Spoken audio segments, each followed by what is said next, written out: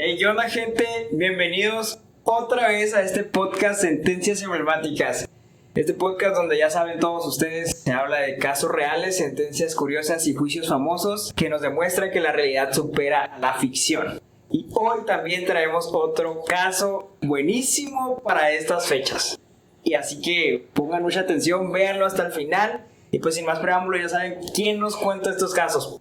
Nadie más que Francisco, que nos acompaña el día de hoy. ¿Qué onda, Francisco? ¿Cómo andas? ¿Qué onda, Andrés? Al 100, bienvenidos, bandita. Gracias por acompañarnos una vez más a su segundo especial de Halloween. Que de especial no tiene nada, ya se los hemos dicho antes. Más que les traemos un caso relacionado, pues, por lo menos con la palabra Halloween. Con el mes. Ya sé. ¿Quién diría, Andrés, que la primera vez que te escucho decir el intro tal como estaba planeado fue en un capítulo especial? Esto va a quedar para la posteridad. Y pues bienvenido, Andrés. Como verás, yo vine disfrazado de Shrek Punketo. No sé de qué vengas tú. No tenía planeado decir monaguillo. nada. De chino poblano.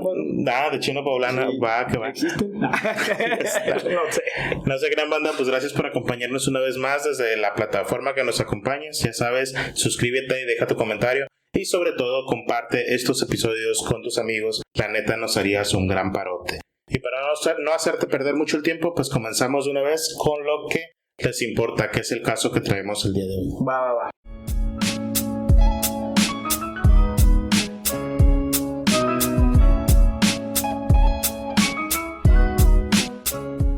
Halloween, Andrés. A pesar de que se trata de una celebración más propia de países como Canadá, Estados Unidos, Irlanda o Reino Unido, la realidad es que la globalización, el cine y los medios de comunicación se han encargado de que la noche de Halloween sea una celebración conocida por todo el mundo. Uno de los elementos más célebres de la noche de Halloween es la tradición del trick or treat, que podría traducirse al español algo así como el truco o trato. Uh-huh. Sería el equivalente a nuestra calaverita mexicana, pero no es lo mismo. No es lo mismo. El trick or treat era una leyenda popular de origen celta, Andrés, en la cual se cuenta que no solamente los espíritus de los difuntos eran libres de vagar por la tierra la noche de Halloween, sino que también toda clase de entes procedentes de todos los reinos espirituales. Oye, cabe destacar un poquito, ¿no? Hay algunas como yo, no conocía como truco o trato. Sí sabía que la frase en inglés es esa, ¿no? Trick or treat. Pero yo lo conocía como dulce o truco. De hecho, es una de las cosillas que te voy a mencionar más adelante. Pero sí. Es que el trick or treat puede ser truco trato, dulce o travesura, dulce o truco, etc. Depende de la traducción que le queramos dar. Pero el trick or treat como tal es en sí una leyenda, te digo, de origen celta, en la que te cuentan esto de que no solamente los espíritus de los difuntos vagan por la tierra en ese día, sino que literal cualquier ente de todos estos espacios espirituales. Con razón me estabas diciendo, ¿verdad? Que es similar al de la calaverita y eso, poquito, ¿no? Y los espíritus vagan en el planeta. Entre los espíritus y los entes que vagan por la tierra se incluye uno especialmente malévolo que deambula por los pueblos y las aldeas, yendo de casa en casa pidiendo precisamente el trick or treat.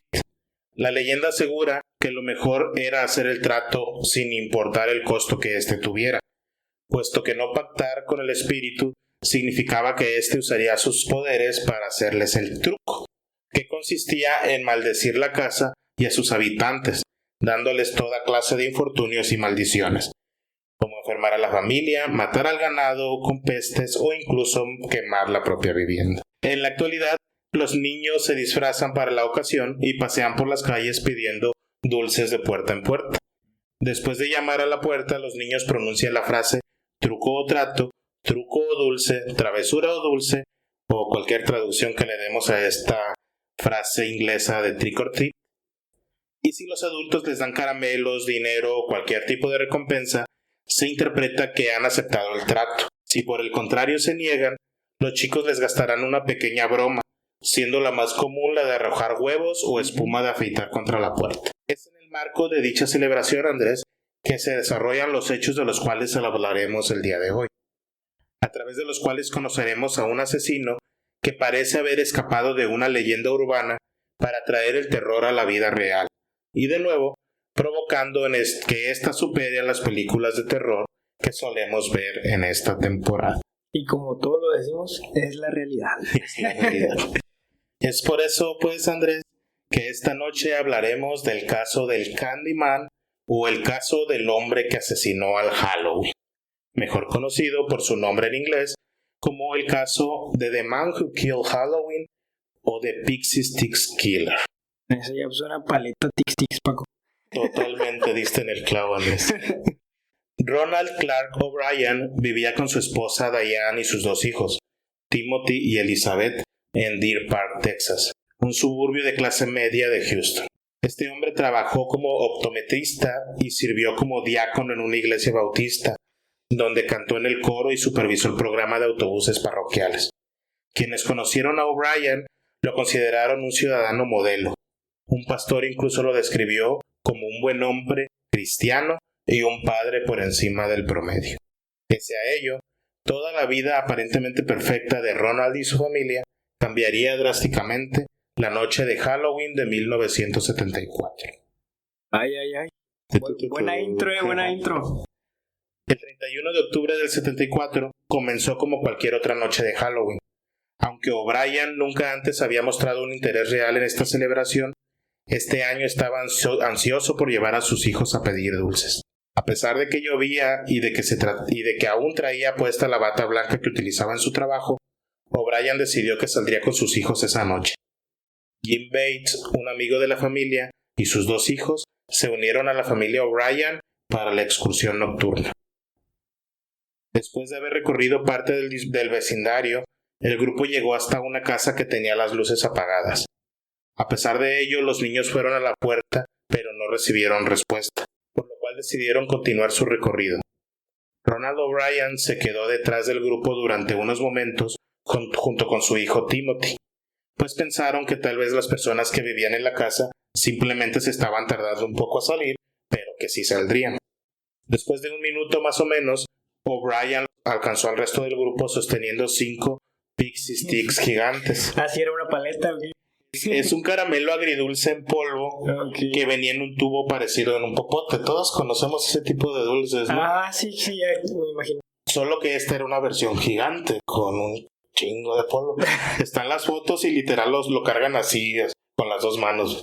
Entonces regresa este señor con 5 de estos dulces y le explica al resto del grupo que los vecinos estaban en casa y que estaban repartiendo golosinas caras, pero que tardaban mucho en atender la puerta, y que gracias a la insistencia de su hijo Timothy, finalmente habían salido. Jim Bates, el señor que estaba con ellos, le respondió a Ronald: debes tener vecinos muy ricos. Y es que en serio el dulce era fuera de lugar, pues era un dulce gigante, y les habían dado 5.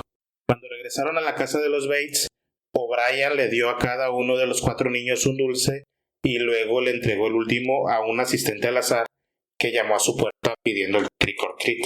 El resto de la noche transcurrió con normalidad.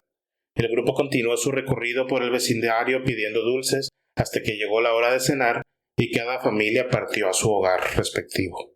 De regreso en su casa, y ya después de la cena, los hijos de Ronald le pidieron permiso para comer algunas de las golosinas que les habían dado esa noche, ante lo cual O'Brien les respondió que solo se podían comer una pieza, así que cada niño debía elegir el dulce que se comería esa noche. Pues había uno gigante, ¿cuál escogerías tú? Pues sí, de volazo, pues, obviamente. ¿Te lo vas a acabar? No sabemos, de hecho, qué golosina eligió Elizabeth, pero Timothy efectivamente seleccionó el Pixie Sticks. De chamaco era yo. Chamaco como yo. Cuando tuvo problemas para verter el polvo en su boca, su padre le dijo que lo rodara entre sus piernas para aflojar el polvo y que se lo pudiera comer. Todos hicimos eso alguna vez con ese tipo de dulce, sí. La verdad. Después de verterse el caramelo en la boca, Timothy se quejó de que este tenía un sabor muy amargo, por lo cual O'Brien, su papá, salió de la habitación para traerle un poco de Kool-Aid para ayudarle a quitarle el sabor de boca, el mal sabor de boca. Kool-Aid. Kool-Aid. ¿Ese Kool-Aid ni azúcar tenía, Paco? Yo no me acuerdo. Pues sí, exacto. Fíjate, tienes razón, el Kool-Aid no tenía azúcar, pero en todos lados se narra esa parte del Kool-Aid. Fíjate. O sería el Kool-Aid que viene, ya ves que hay unos como juguitos para niños. Ándale, podría ser. Total que fue por el Kool-Aid para quitarle el mal sabor de boca al morro, porque su dulce sabía amargo. Después narraría O'Brien que 30 segundos después de que salió de la habitación de Tim, lo escuchó gritar: «Papi, papi, me duele el estómago». Estaba en el baño convulsionando, vomitando y jadeando, y de repente el niño se quedó flácido. Ronald llamó inmediatamente a una ambulancia. Sin embargo, Timothy murió de camino al hospital menos de una hora después de haberse comido los dulces. Al llegar al hospital, el médico forense notó un olor a almendras que salía de la boca de Timothy, por lo cual sospechó que éste había sido envenenado con cianuro, por lo cual inmediatamente llamó a la policía. Una autopsia posterior confirmaría que Timothy había consumido suficiente cianuro de potasio para matar a 2 o 3 hombres adultos. Las alarmas se encendieron. De inmediato el padre del niño se comunicó con su vecino Jim, quien le informó que afortunadamente sus hijos no habían consumido ninguno de los dulces que recolectaron aquella trágica noche. Al caso fue asignado el detective Bill Lanier, quien llevaba menos de un año como miembro del departamento de la policía de Pasadena, y de hecho esa sería su primera investigación por asesinato. Bueno, hasta aquí. Vamos a ver cómo se va desenvolviendo, ¿no? Porque, relativamente es nuevo y pues no sabemos si tiene la experiencia. ¿Ahí me lo vas a contar o qué? Pues ahí lo vamos a ir viendo, yo creo. Pero efectivamente era su primer caso. Cuando el detective Bill Lanier llegó al hospital, Timothy ya estaba muerto, por lo que Lanier se puso a trabajar entrevistando a los miembros de la familia O'Brien. Lanier y varios otros detectives de Pasadena se desplegaron rápidamente, logrando recuperar los otros 4 Pixie Sticks. Uno estaba agarrado a la mano de un niño que se había quedado dormido después de no poder abrir el popote, la pajita. Porque estaba engrapada. Güey, literalmente el niño no se lo pudo comer porque estaba engrapado, no lo pudo abrir. Y es al niño que se lo dieron nomás por casualidad, porque fue a pedir trick or treat a la casa de O'Brien. Sí. Otros fueron recuperados de los niños Bates y de la hermana de Timothy, quienes tampoco los habían comido todavía. Las pruebas de laboratorio mostraron más tarde que las 2 pulgadas superiores de cada popote habían sido empaquetados con una dosis fatal de cianuro. O sea, los 5 popotes llevaban el veneno. Durante los siguientes días, la policía intentó localizar la casa donde Brian había recibido los dulces envenenados. Los recuerdos de O'Brien eran sumamente imprecisos, probablemente por encontrarse en shock por lo sucedido. La policía acompañó a O'Brien al barrio en el que había estado con los niños haciendo truco o trato para que les indicara cuál era la casa en la que le dieron las barras de caramelo. Pero O'Brien estaba conmocionado y no fue capaz de reconocer la casa. Incluso aseguró que en realidad nunca había visto la cara del responsable y que simplemente le habían abierto la puerta y entregado los caramelos. En este punto los investigadores empezaron a sospechar, la historia sonaba muy rara. Sí, ya es extraño, ¿no? Después de caminar metódicamente de un lado al otro del vecindario varias veces con la policía, O'Brien finalmente recobró la lucidez y los dirigió a una casa. Era propiedad de un hombre llamado Courtney Melvin, quien O'Brien dijo que era la persona que le había dado el dulce mortal. Ronald O'Brien sostuvo ante las autoridades que un misterioso hombre que vivía en esa casa sin luz había sido quien le había dado los tubos con dulce a sus hijos. De inmediato las autoridades se trasladaron hasta ese lugar, pero nadie les abrió la puerta.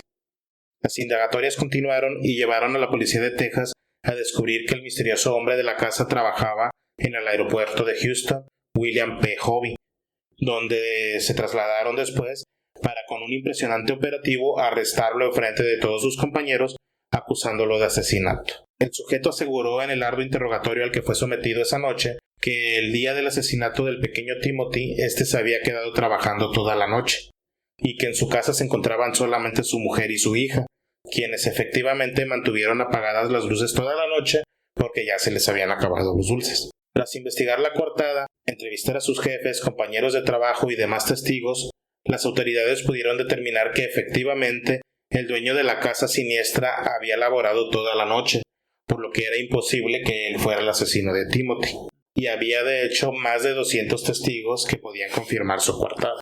¿Todo el aeropuerto? Todo el aeropuerto. El caso, que parecía cerrado, volvió a abrirse. Los agentes centraron su atención ahora en Ronald, el padre de Timothy, debido a que éste les había mentido sobre el origen de los dulces, por lo cual comenzaron a investigarlo. De la investigación realizada, se concluyó que a pesar de las buenas referencias dadas por sus vecinos y por el pastor de la comunidad, en realidad O'Brien tenía dificultades para mantener un trabajo.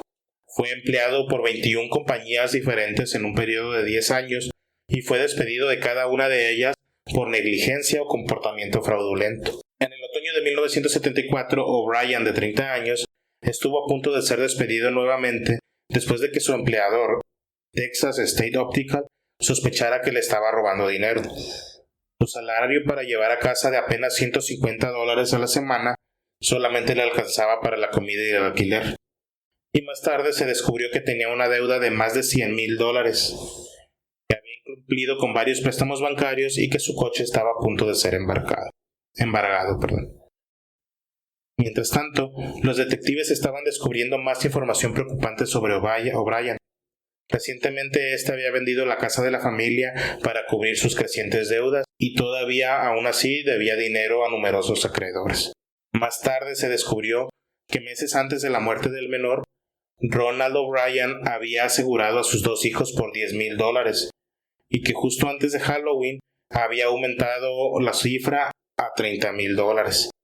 El contrato decía que en caso de muerte accidental o violenta de alguno de ellos, él recibiría dinero. También encontraron un trozo de cinta de máquina sumadora, un ticket básicamente de los que salen de las de estos rollos, como para hacer facturas viejas. Uh-huh.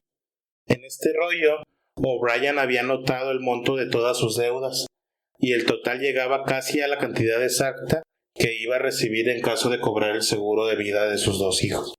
Halloween cayó un jueves y para el viernes a las 9 de la mañana, pocas horas después de la muerte de su hijo, Ronald ya estaba llamando para preguntar sobre cómo cobrar las pólizas de seguro.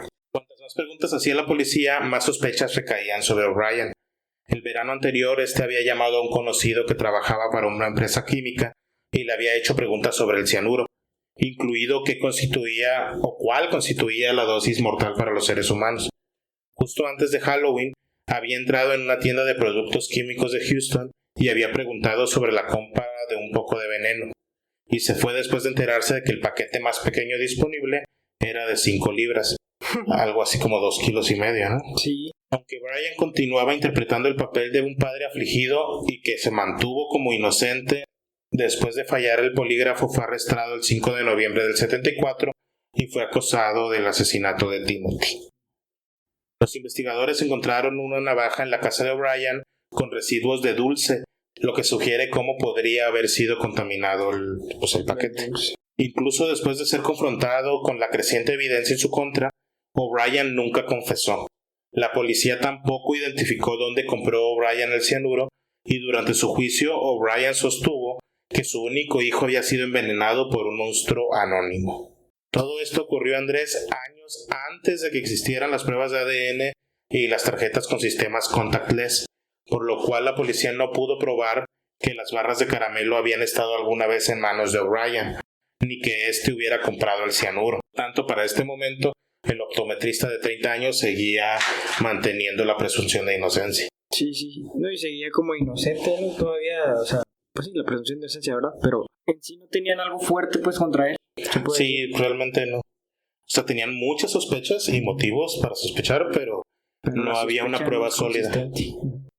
O'Brien se declaró inocente y sus abogados atribuyeron el cianuro en los caramelos a algún malhechor, un individuo enfermo que se sirvió de la fiesta de Halloween para envenenar a unos niños incautos. Sin embargo, tanto amigos como familiares y compañeros de trabajo testificaron en contra de O'Brien. ¿No hay ahí alguna situación con su hijo Timothy, que fue el que al principio de la historia se maneja que el niño se quedó con él para recibir los dulces? O sea, tal vez el niño miró de dónde lo sacó.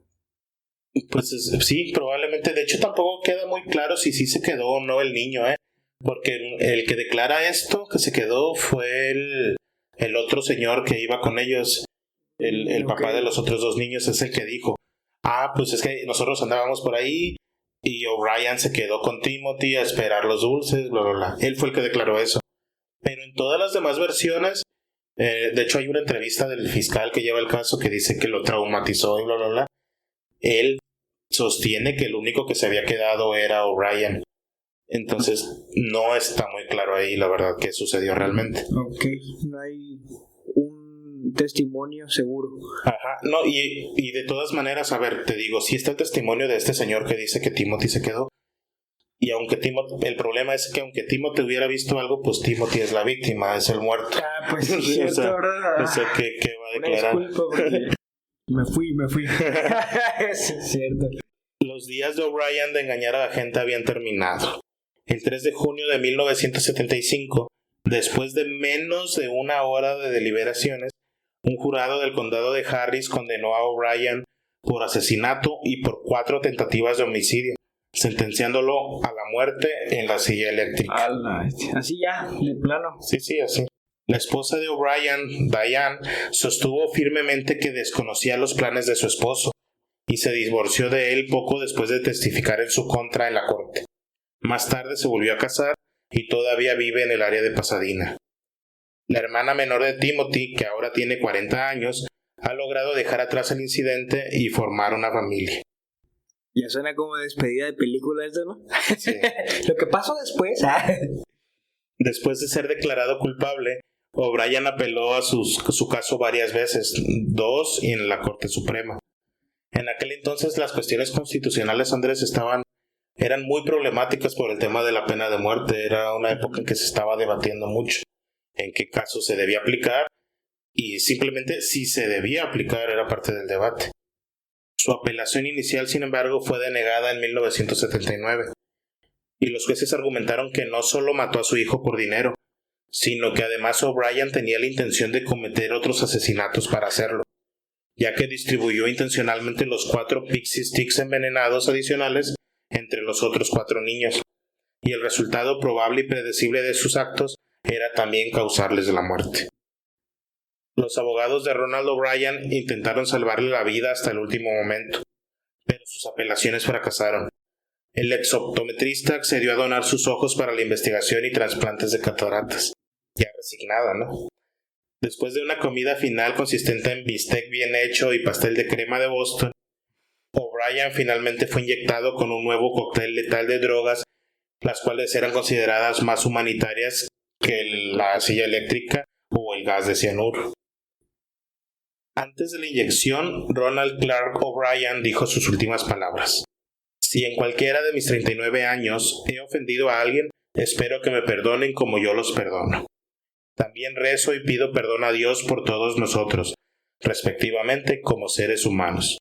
Dios los bendiga a todos y que las mejores bendiciones de Dios sean siempre suyas". También agregó: "Nosotros somos seres humanos, cometemos errores y equivocaciones. Esta ejecución es uno de esos errores. Pero eso no significa que todo el sistema de justicia esté equivocado.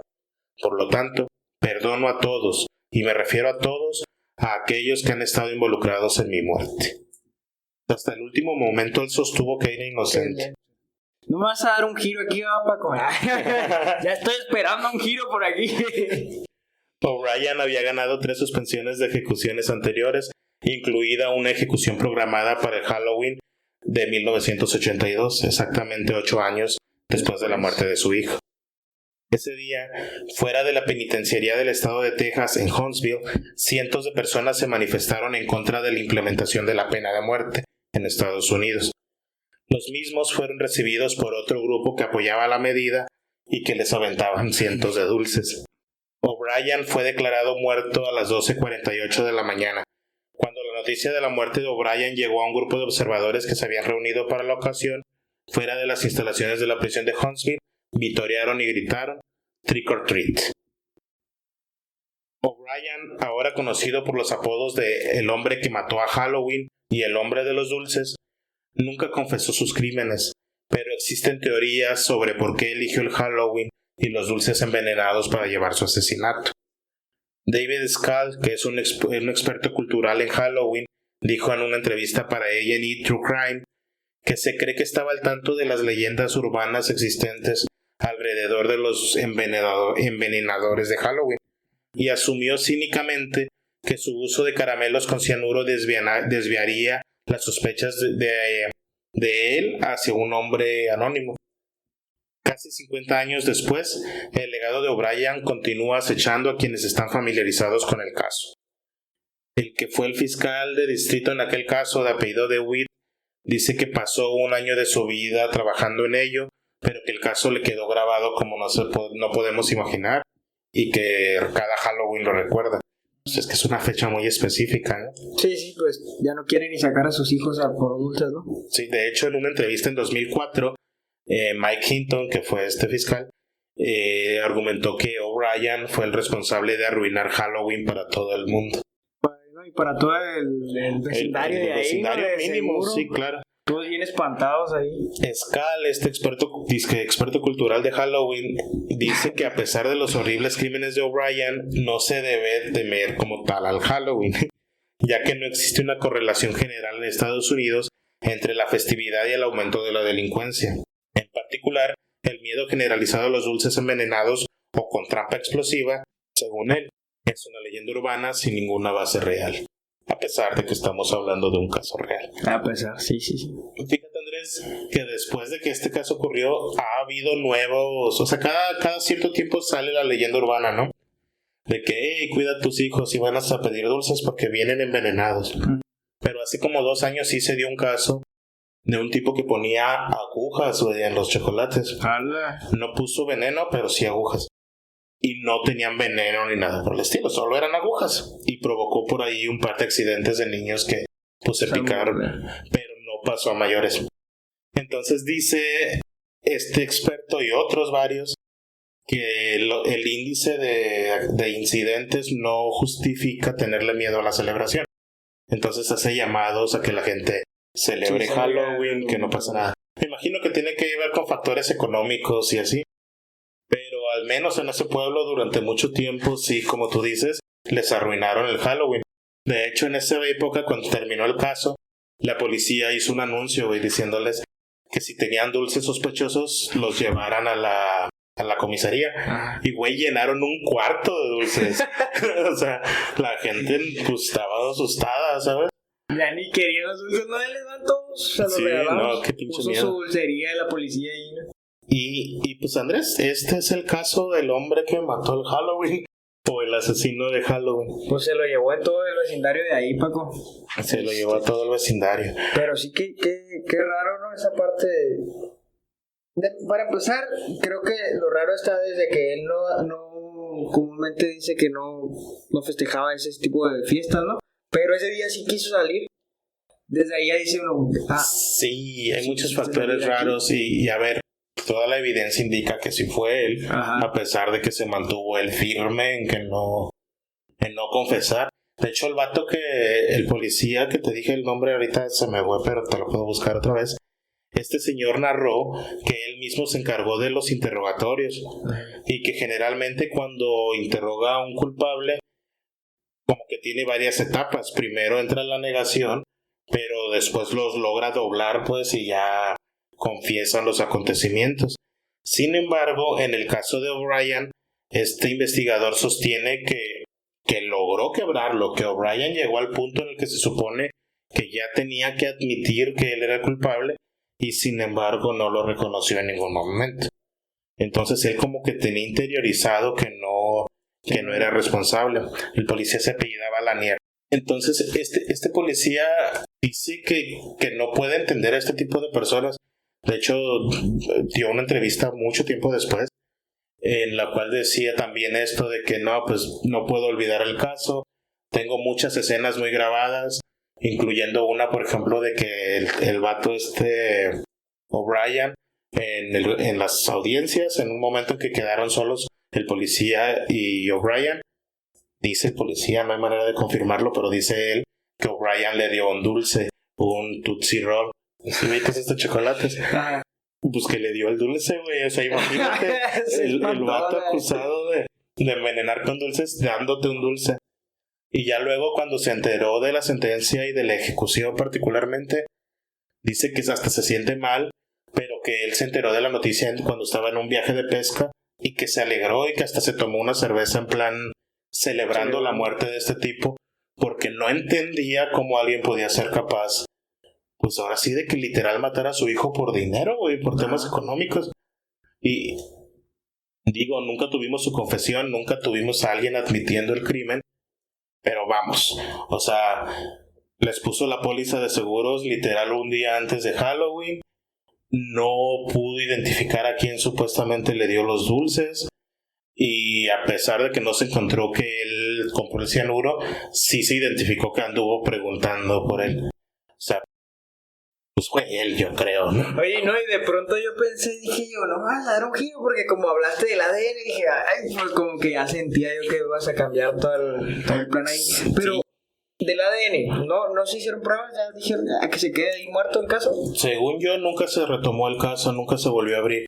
Y es que de todas maneras eso lo querían nada más para acreditar que literal que tocó los dulces, ¿sabes? Entonces, no, pero o sea, no sirve de nada, ¿no? Pues, ajá, o sea, no iba a mejorar la sentencia, ajá, porque la sentencia se dio, pues ahora sí que por el cúmulo de indicios, ¿no? Todas las pruebas de manera individual no resolvían el caso, pero en su conjunto sí eran suficientes para establecer que él realizó los actos. Entonces el hecho de que confirmaran muchos años después mediante el ADN que tocó los dulces, pues no cambiaba nada. Incluso si confirmaba que no los había tocado, en realidad no puede confirmar eso, solo puede confirmar que traía guantes o, ¿sabes? Cualquier cosa. Sí. Yo creo que por eso no se volvió a abrir el caso. Además de que, pues, ¿para qué? Ya fue una sentencia de muerte. Pues sí, ¿no? Ya ni que lo fueran a dejar libre. Este caso lo que dejó, más allá del trauma y de lo especial por ser de Halloween, es este debate sobre la pena de muerte. Porque el grupo que dice ahí que se manifestó en contra de la pena de muerte en Estados Unidos era un grupo de Amnistía Internacional. No sé a ti, güey, pero a mí me suena bien fuerte que a un vato que mató a su hijo con veneno en un dulce lo defienda Amnistía Internacional. ¿Sabes? Es como que un poco... No sé, me suena raro. Y eso que yo soy derecho humanero y entiendo esta bronca de que la pena de muerte, pues no va con el tema de derechos humanos, y aún así me hace un chingo de ruido.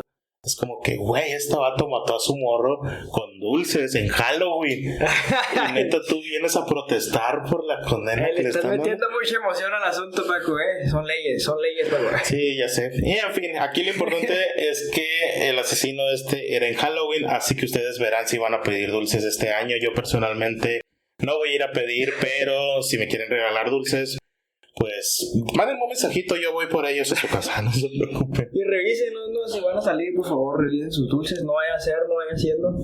Sí, no vayan a encontrar agujas como estos que te digo. Y la neta, si nos quieren dar un trick or treat a nosotros, pues suscríbanse y con eso es suficiente para nosotros. Andrés, Paco, terminamos el episodio del día de hoy y nos vemos en Año Nuevo, yo creo. No se crean, nos vemos tal vez para el Día de Muertos les traigamos algo. Así es. Chao, gusto verte. Nos vemos, Paco. Nos vemos, bye.